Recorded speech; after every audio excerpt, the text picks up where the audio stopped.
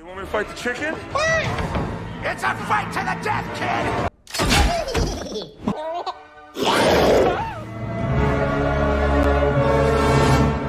Ang kwento ay nagsisimula kay Steve, isang batang mausisa na sa kanyang kabataan ay naglakas loob na pumasok sa isang abandonadong minahan. Ngunit ang kanyang pagtatangka ay biglang nahinto nang may isang matandang lalaki ang pumigil sa kanya. Makalipas ang ilang taon, ngayon ay isa na siyang adulto.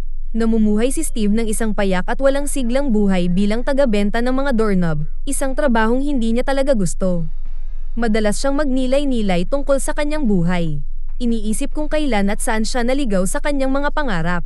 Dahil sa kanyang matinding pagnanais na makahanap ng kasagutan, bumalik siya sa minahan kung saan nagsimula ang lahat at determinadong hindi na siya ngayon mapipigilan.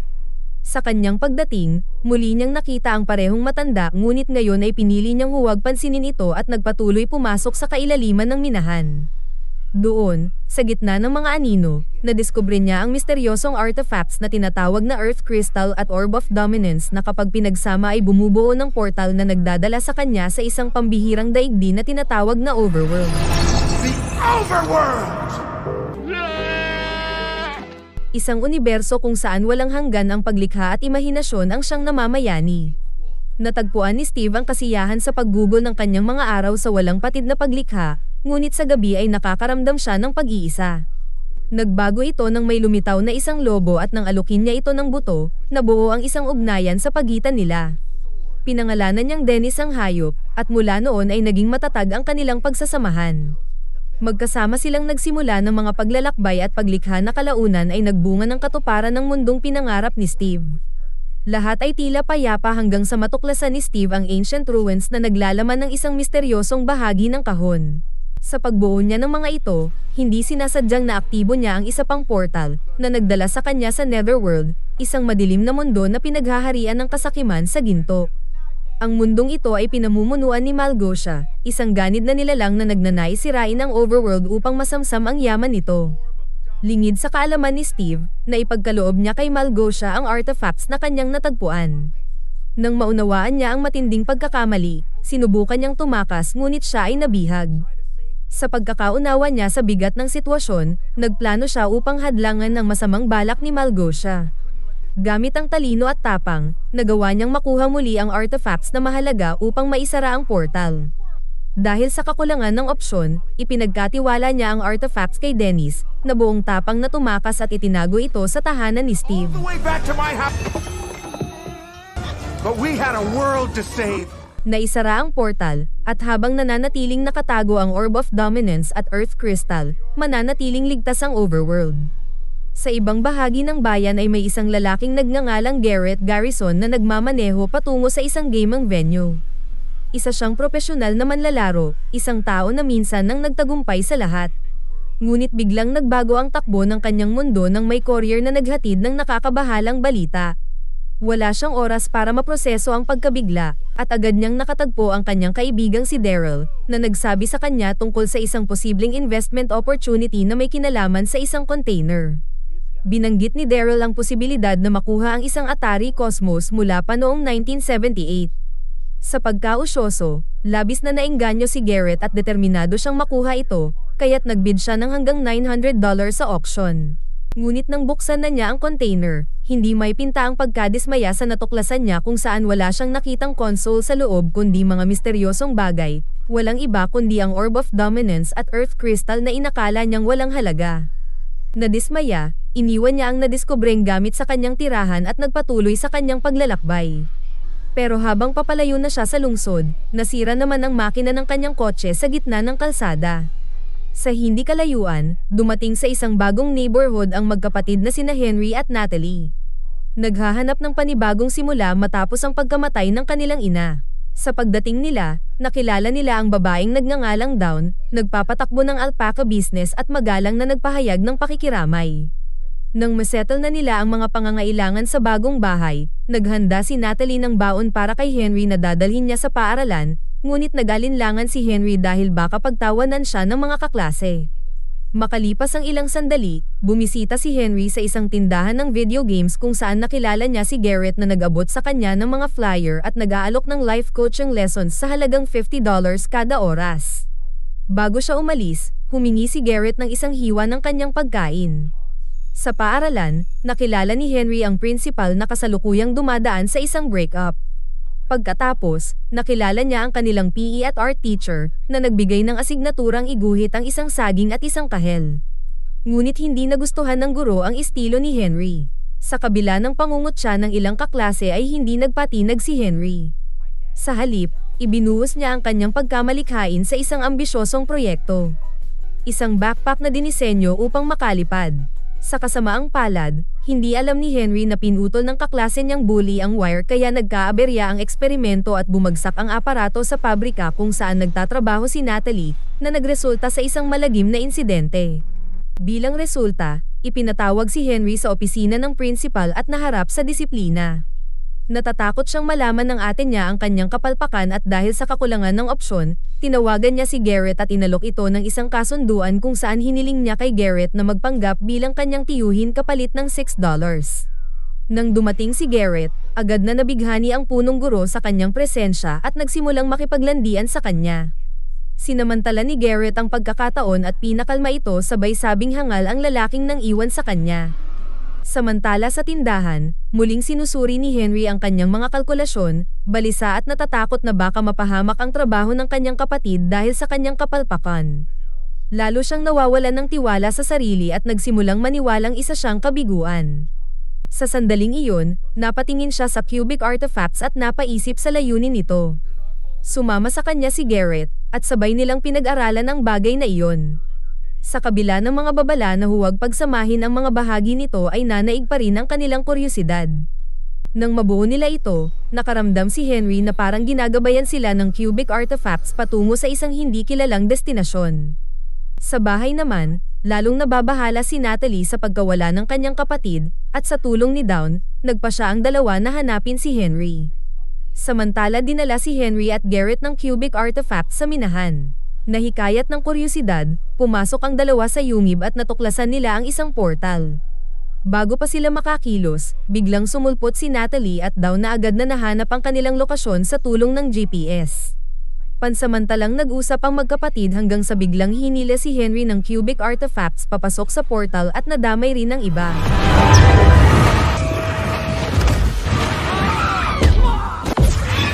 Ang bumungad sa kanila sa kabila nito ay tunay na kamangha-mangha.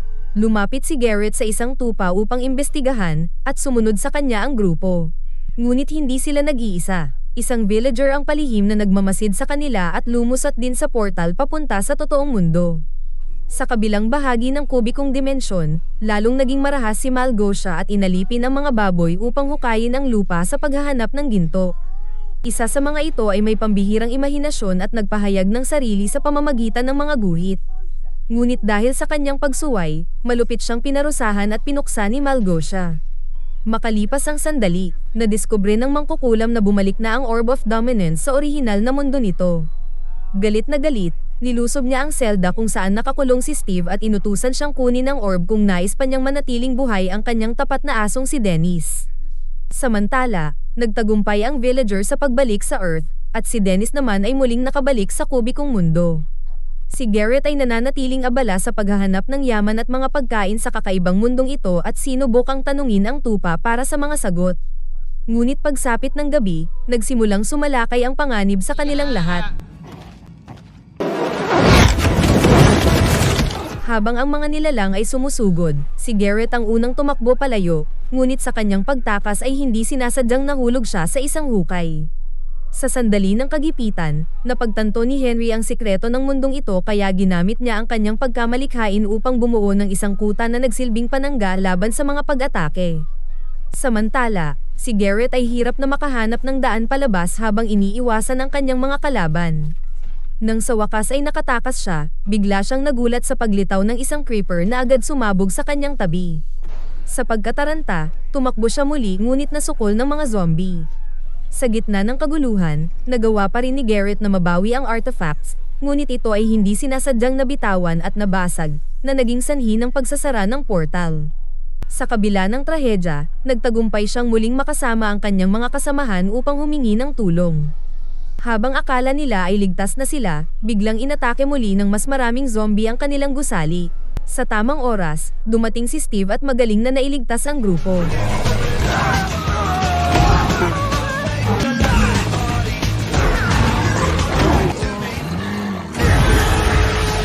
Pagsikat ng araw, tinanong ni Steve ang grupo tungkol sa Orb of Dominance at sa kinaroroonan ni Dennis, ngunit wala silang maibigay na tugon. Si Natalie, na mas pinahahalagahan kung paano sila makakabalik sa kanilang tahanan ay tumangging isuko ang cube. Gayunpaman, naging imposible na ang kanilang pagbabalik dahil sa pagkabasag ng Earth Crystal. Ang tanging solusyon ay ang kumuha ng kapalit na kailangan nilang kunin sa isang mapanganib at malayong lugar. Sa desisyong magtulungan, bumuo sila ng isang alyansa. Ipinahayag ni Garrett ang kanyang pag-aalinlangan at binalaan si Steve na huwag silang traidorin, habang si Dawn, na palaging pesimista, ay nagpahayag ng pagdududa sa kanilang tagumpay. Pinangunahan ni Steve ang grupo at sinimulang gabayan sila papunta sa pinakamalapit na nayon. Samantala, sa mundo ng Earth, nasagasaan ng kotse ng prinsipal ang villager. Sa kabila ng kakaibang anyo ng ulo nito, tila walang pakialam ang prinsipal. Balik sa cubic na mundo, nakarating ang grupo sa Mid, isang bayan na sabay na itinayo ng mga villager at ni Steve. Dito ipinaliwanag ni Steve na maaari silang gumawa ng kahit anong kanilang naisin na walang limitasyon. Gayunpaman, nakaramdam ng pagkabahala ang grupo nang makita nila ang Iron Golem. Kalaunan, habang kumakain, ipinakita ni Steve ang kakaiba niyang paraan ng pagluluto kung saan inihaw niya ang manok gamit ang lava. Bird turkey. I'm not a little wimp like this. Garbage man. Samantala, sa ibang lugar, nakipagpulong si Malgosia kay General Champas. Inakusahan niya si Steve ng pagtataksil at inutusan ng general na tugisin si Steve. Sinabi pa niya na hindi nag-iisa si Steve dahil nakipag-alyansa ito sa mga tao na bagong dating sa cubic na mundo. Sa paghahanda para sa labanan, binigyan niya ang kanyang mga sundalo ng isang inuming pampalakas na layuning pigilan silang maging mga zombie, bagamat may pag-aalinlangan siya sa bisa nito. Samantala sa Mid, kinausap ni Natalie si Steve tungkol sa posibilidad na makalabas sila ng kanyang kapatid sa mundong ito. Binigyang diin ni Steve ang kahalagahan ng pagkamalikhain sa mundong ito, ngunit nanatiling may duda si Natalie, lalo na matapos niyang malaman kung paano naging sanhi ng pagsabog sa pabrika ang pagkamalikhain ni Henry. Narinig ni Henry ang usapan, nagalit siya at biglang umalis, kasunod ni Garrett na sinubukang pakalmahin siya. Samantala, natuklasan ni Dawn ang isang tindahan na nagbebenta ng mga mapa. Kasabay nito, ipinakita ni Steve sa grupo ang kanyang mga armas at kagamitan na mahalaga para sa kanilang misyon. Boots of swift. Sa mga bagay na iyon, nakakita si Garrett ng isang Ender Pearl, isang makapangyarihang kasangkapang teleportation. Pagkatapos ay inilabas ni Steve ang crafting table at ipinaliwanag kung paano sila maaaring gumawa ng sarili nilang mga armas gamit ang tamang sangkap. Crafting table. Here's how it works. And the sweet blade. Gaya ng inaasahan, nagkamali si Garrett sa kanyang unang subok at nakalikha ng dalawang timba na may kadena. Samantala, sa tulong at pahintulot ni Steve, matagumpay na nakagawa si Henry ng isang pambihirang sandata. Sa paglaon, kinausap ni Garrett si Steve ng sarilinan at inamin na nasa kanya ang orb. Nag-alok siya ng kasunduan para ibigay ito sa kanya. Kailangan magbayad si Steve ng mga diamante kung nais niyang makuha ito. Samantala, si Natalie at si Dawn ay nakipagnegosasyon sa mga mangangalakal upang makakuha ng mapa. Ngunit naputol ang kanilang pag-uusap nang biglang tumunog ang mga kampana kung saan sumalakay ang isang hukbo ng mga piglin sa nayon na nagdulot ng kaguluhan.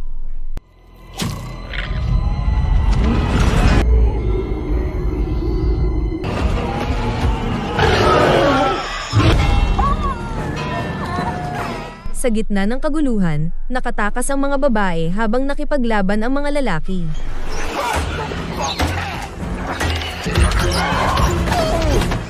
Habang nagaganap ang labanan, hinarap ni General Champa si Steve at isiniwalat ang kanilang nakaraang pagkakaibigan.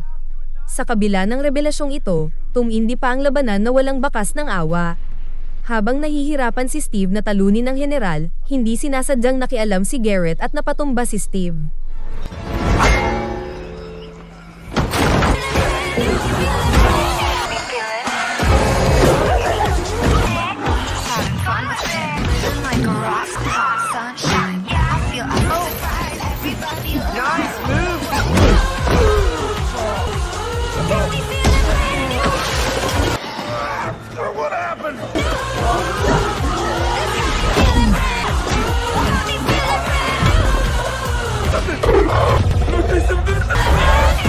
Sa huli, matagumpay na umatras ang grupo patungo sa likod ng pader para sa kaligtasan.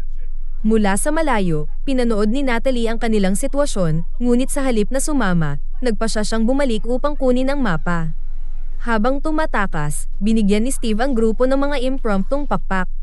Tinulak ni Garrett si Henry upang subukan ang pakpak, at nang mapatunayang gumagana ay agad siyang tumalon kasunod si Steve na hindi inaasahang bumagsak kay Garrett kaya silang dalawa ay sabay na lumipad. Gayunpaman, naputol ang kanilang pagtakas nang habulin sila ng mga piglins, na naging dahilan para maghiwa-hiwalay ang grupo. Sa gitna ng kaguluhan, nahuli si Henry ng isang maliit na baboy, ngunit nakalaya siya gamit ang isa sa mga kagamitang gawa ni Steve. Sa huli, nakatakas ang grupo sa pamamagitan ng isang maliit na butas, at lumabas sila sa kabilang dulo sa isang parang napuno ng mga pandas.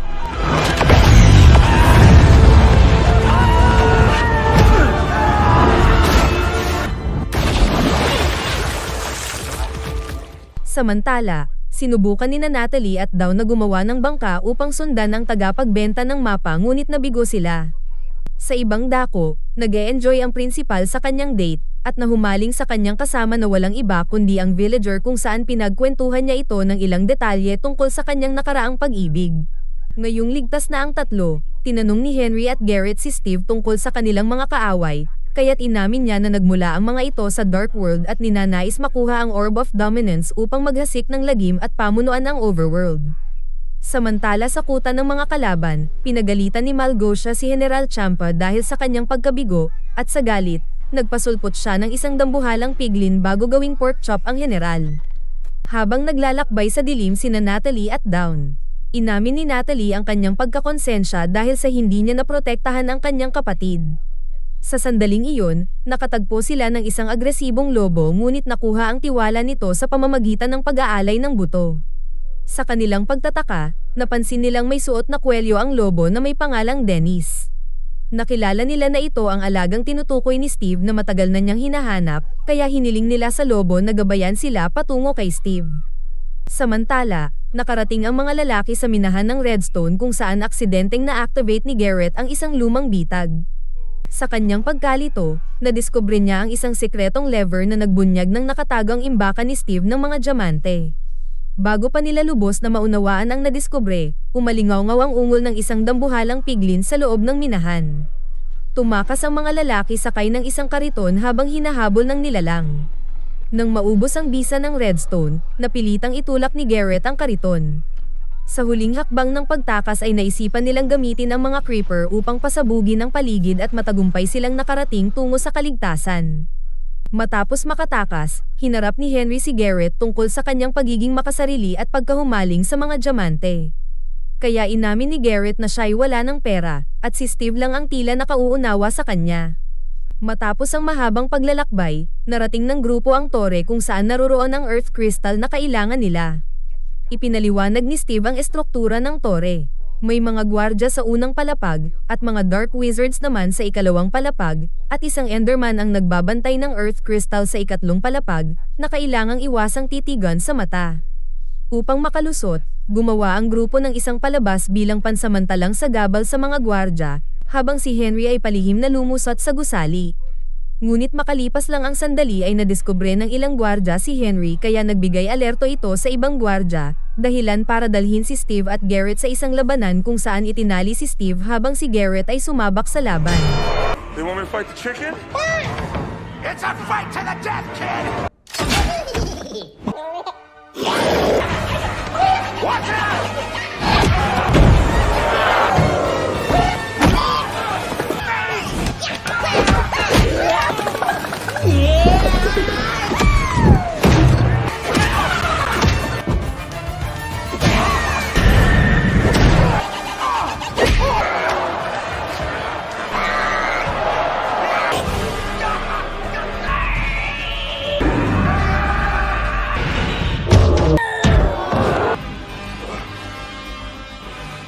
Kalaunan nakarating si Henry sa ikatlong palapag at tagumpay na nahanap doon ang Earth Crystal. Gayunpaman sa kasamaang palad, hindi naging madali ito dahil natuklasan siya ng Enderman.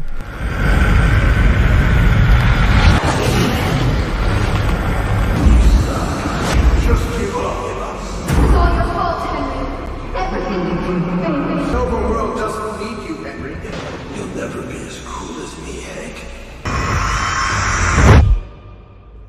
Nilabanan niya ang Enderman at nagawang matalo, at nakakuha ng Ender Pearl bilang premyo.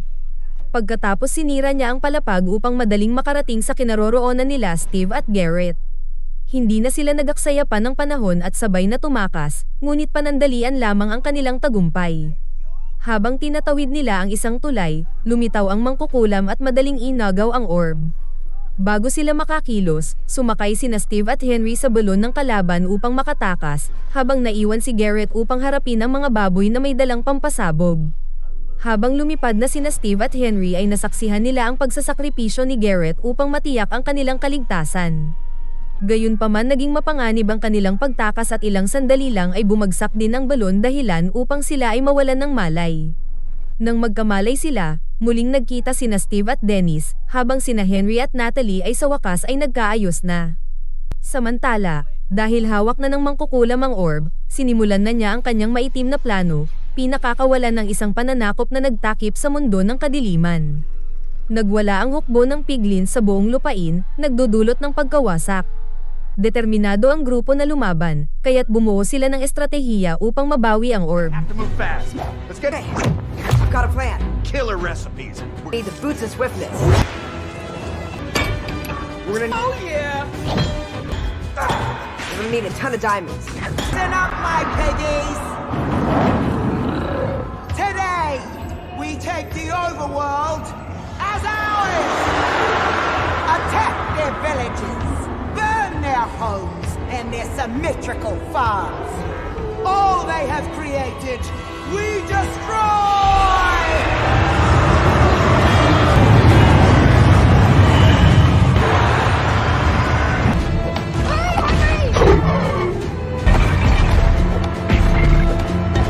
Sa tulong ng mga Iron Golem, inilunsad nila ang isang kontra-opensiba, pinasok ang hanay ng piglin.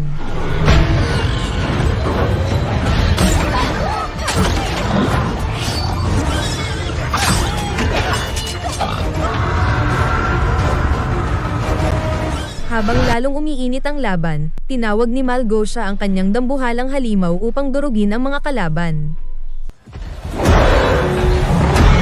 How do you like them pork chops?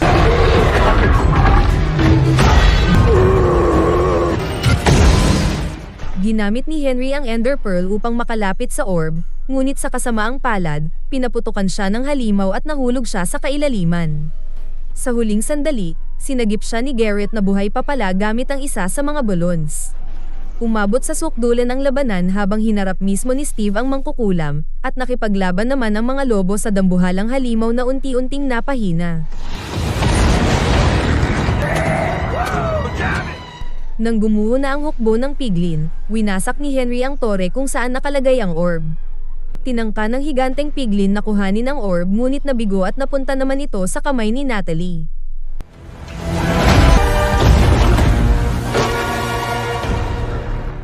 Dahil wala ng kapangyarihan at iniwan ng mga kakampi, tuluyang natalo ang mangkukulam. Bagaman sinubukan niyang linlangin si Steve, hindi na niya matatakasan ang kanyang kapalaran. Sneak attack! Matapos ang labanan, inalok ni Steve si Henry ng pagkakataong manatili sa mundong iyon. Ngunit pinili ni Henry na bumalik sa kanyang tahanan. Umalis din si Dennis, na nagsimula ng sarili niyang paglalakbay kasama si Dawn. Nagpaalam si Garrett kay Steve at inaya siyang bumalik sa Earth. Bagamat nag-alinlangan si Steve sa simula, ikinagulat ng lahat nang lumusat siya sa portal sa huling sandali. Sa kanyang pagbabalik sa sariling mundo, ginawang isang matagumpay na video game ni Steve ang kanyang pakikipagsapalaran, at ibinahagi ang kanyang kwento sa libo-libong tao. Umunlad ang tindahan ni Garrett at naging isang malaking tagumpay. Si Dennis naman ay nasa pangangalaga na ni Dawn at naging sikat dahil sa kakaiba nitong itsura. Samantala si Natalie, dahil sa kanyang mga karanasan sa kubikong mundo ay nagtayo ng isang klase para sa self-defense. Si Henry naman ay nagpatuloy sa pagiging malikhain at inobasyon, handang sumabak sa panibagong imbensyon. Ang villager, na palihim na nakapasok sa mundo ng mga tao, ay hindi inaasahang nakatagpo ng pag-ibig sa piling ng punong guro. You gotta be kidding me, Marlene. This is the guy? You see, when Marlene's Jeep Grand Cherokee ran me over, I was struck by a love so powerful, it transcended the barriers of conventional speech. Now I speak human, and she speaks villager.